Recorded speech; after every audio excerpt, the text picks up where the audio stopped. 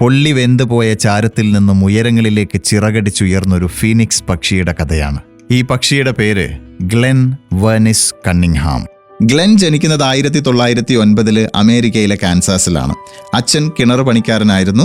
പ്രാഥമിക വിദ്യാലയത്തിൽ ഗ്ലെൻ പഠിച്ചുകൊണ്ടിരിക്കുന്ന കാലം കടുത്ത തണുപ്പുള്ള പ്രദേശമാണ്. അതുകൊണ്ട് തന്നെ ക്ലാസ് മുറിയിൽ എല്ലാ ദിവസവും കൽക്കരി സ്റ്റൗ കത്തിച്ച് ചൂടാക്കുന്ന ഒരു പതിവുണ്ടായിരുന്നു. ദിവസവും മണ്ണെണ്ണ ഒഴിച്ച് ഈ സ്റ്റൗ കത്തിക്കുന്ന ഉത്തരവാദിത്വം ഗ്ലെൻ കണ്ണിങ്ഹാമിനെയാണ് ടീച്ചർ ഏൽപ്പിച്ചിട്ടുണ്ടായിരുന്നത്. എല്ലാ ദിവസവും ടീച്ചറും കൂട്ടുകാരും ഒക്കെ എത്തുന്നതിന് മുമ്പ് തന്നെ ഗ്ലെൻ തൻ്റെ ഉത്തരവാദിത്വം കൃത്യമായിട്ട് ചെയ്യുമായിരുന്നു. അങ്ങനെ ഇരിക്കെ ഒരു ദിവസം ഏതോ ഒരു കുട്ടി ആരും അറിയാതെ മണ്ണെണ്ണ ജാറിൽ പെട്ടെന്ന് തീപിടിക്കുന്ന ഗ്യാസ്ലിൻ നിറച്ചു വെച്ചു. ഗ്ലെൻ വന്നു പതിവ് പോലെ സ്റ്റൗ ചൂടാക്കാൻ ശ്രമിക്കേണ്ട താമസം തീ ആളിപ്പടർന്നു. ആ സമയം ഗ്ലെന്നിന്റെ മൂത്ത സഹോദരൻ ഫ്ലോയിഡും ഒപ്പം ഉണ്ടായിരുന്നു. ടീച്ചറും കുട്ടികളും ക്ലാസ്സിലെത്തുമ്പോൾ കാണുന്നത് തീഗോളങ്ങളിൽ കിടന്ന് പിടയുന്ന സഹോദരങ്ങളെയാണ്. ഫ്ലോയിഡ് സംഭവ സ്ഥലത്ത് വെച്ച് തന്നെ മരണപ്പെട്ടു. അരക്കെട്ടിന് താഴെ ഗുരുതരമായിട്ട് പൊള്ളലേറ്റ ഗ്ലെന്നിനെ തൊട്ടടുത്തുള്ള ഒരു ആശുപത്രിയിൽ പ്രവേശിപ്പിച്ചു. തീ പൊള്ളലേറ്റ് ഗ്ലെൻ അർദ്ധബോധാവസ്ഥയിലായിരുന്നു. 2 കാലുകളും വെന്ത് ശോഷിച്ചു പോയിട്ടുണ്ടായിരുന്നു.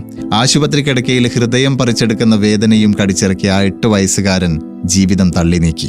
കിടന്ന കിടപ്പിൽ ദിവസങ്ങളോളം, ഉറങ്ങാത്ത രാവുകൾ, ദിവസങ്ങൾ നീണ്ട ചികിത്സയുടെ ഫലമായി ശരീരത്തിലെ വ്രണം ഭേദമായി.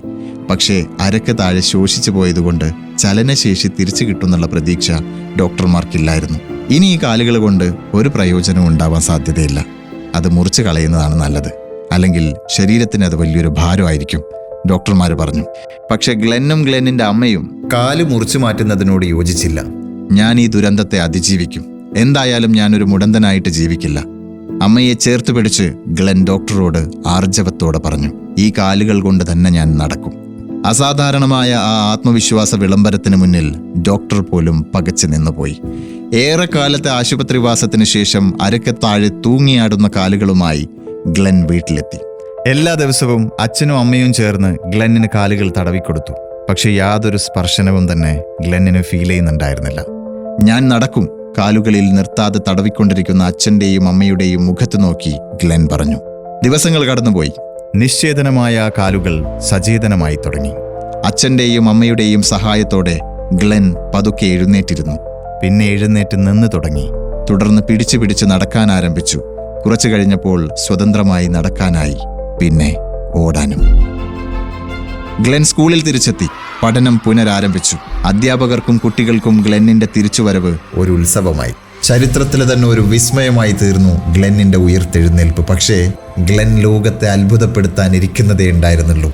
സ്കൂൾ വിദ്യാഭ്യാസം പൂർത്തിയാക്കി ഗ്ലെൻ കോളേജിലെത്തി. നടക്കാനാവാതെ ദിവസങ്ങളോളം ഹോസ്പിറ്റലിൽ കിടന്ന ആ ചെറുപ്പക്കാരൻ കോളേജിൽ ഓട്ടക്കാരുടെ ഒരു ടീമുണ്ടാക്കി. ബിരുദവും ബിരുദാനന്തര ബിരുദവും PhDയും നേടി ഈ ലോകത്തെ അമ്പരപ്പിച്ചു. 800 മീറ്റർ ഓട്ട മത്സരത്തിലും 1500 മീറ്റർ ഓട്ട മത്സരത്തിലും ഗ്ലെൻ മെഡലുകൾ നേടി.